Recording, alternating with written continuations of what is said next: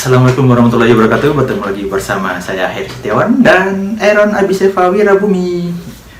Pada kesempatan kali ini kita akan membahas tentang permasalahan hukum lagi. Yang sekarang kita bahas adalah tentang masalah peran penasihat hukum di pengadilan.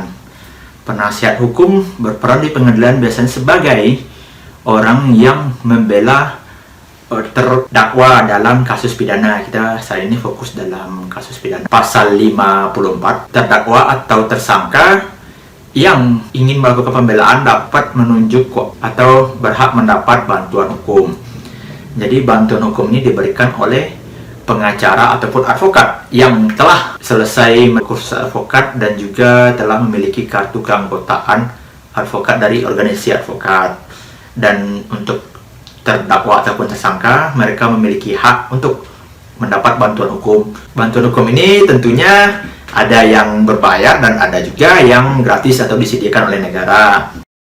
Jadi untuk kepentingan pembelaan dari tersangka ataupun terdakwa, mereka memiliki hak didampingi oleh kuasa hukum. Terdakwa ataupun tersangka yang diduga melakukan tindak pidana dan mereka mampu membayar sendiri, mereka dapat menunjuk kuasa hukum ataupun pengacara advokat sesuai dengan siapa yang mereka inginkan guna untuk kepentingan pembelaannya selama di proses pidana di setiap tingkatan. Karena pada prinsipnya peradilan pidana kita itu yang membuktikan itu adalah penegak hukum dari kepolisian dan juga kejaksaan. Mereka lah yang mempunyai hak untuk pembuktian, sedangkan untuk terdakwa ataupun tersangka mereka tidak mempunyai hak pembuktian tapi mempunyai hak untuk melakukan pembelaan ataupun sebaliknya.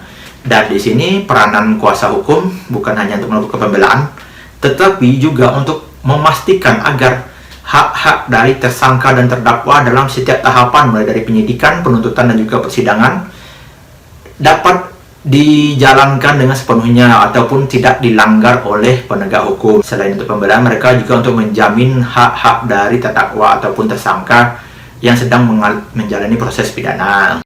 Salah satu tujuan dari penasihat hukum, negara juga menyediakan bantuan hukum gratis bagi warga negara yang tidak mampu, yakninya pada ketentuan pasal 56 KUHP, kita Undang-Undang Hukum Acara Pidana. Dalam pasal tersebut menyebutkan bahwa orang yang diduga melakukan tindak pidana atau yang didakwakan melakukan tindak pidana 15 tahun atau lebih berhak atas kuasa hukum secara cuma-cuma dari negara. Negara memberikan akses kepada warga negaranya yang diduga, didakwa atau disangka melakukan tindak pidana yang kejahatannya dengan ancaman 15 tahun atau lebih diberikan kuasa hukum atau advokat secara cuma-cuma atau dibayari oleh negara. Hal ini tentu saja karena ancaman pidananya yang berat, tentu dugaan yang dilakukan kejahatan juga berat. Makanya untuk melindungi hal tersebut, negara memberikan bantuan hukum secara cuma-cuma atau secara pro deo istilah hukumnya.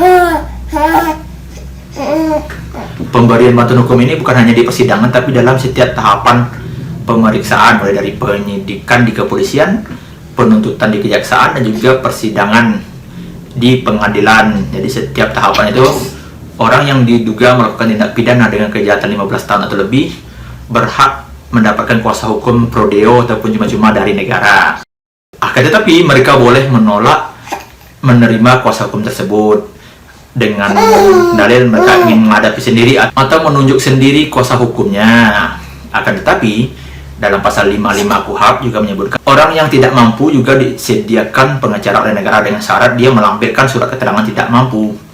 Jadi negara itu telah hadir untuk warga negaranya yang sedang tersangkut masalah hukum dan memberikan jalan kepada warga negaranya untuk dapat didampingi oleh kuasa hukumnya, baik itu guna pembelaan ataupun untuk melindungi hak-hak dari tersangka ataupun terdakwa dalam setiap proses penyidikan, penuntutan dan juga persidangan.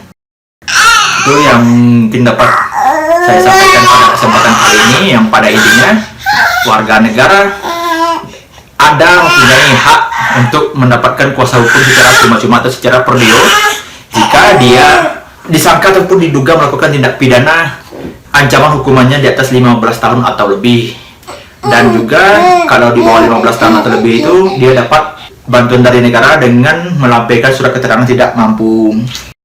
Negara menyediakan kuasa hukum guna pembelaan dan juga pemenuhan hak-haknya sebagai orang yang diduga, yang disangka ataupun yang didakwa melakukan tindak pidana dengan syarat-syarat yang telah ditentukan oleh undang-undang. Itu yang dapat saya sampaikan. Wabillahi taufiq wal hidayah. Assalamualaikum warahmatullahi wabarakatuh. Bye bye.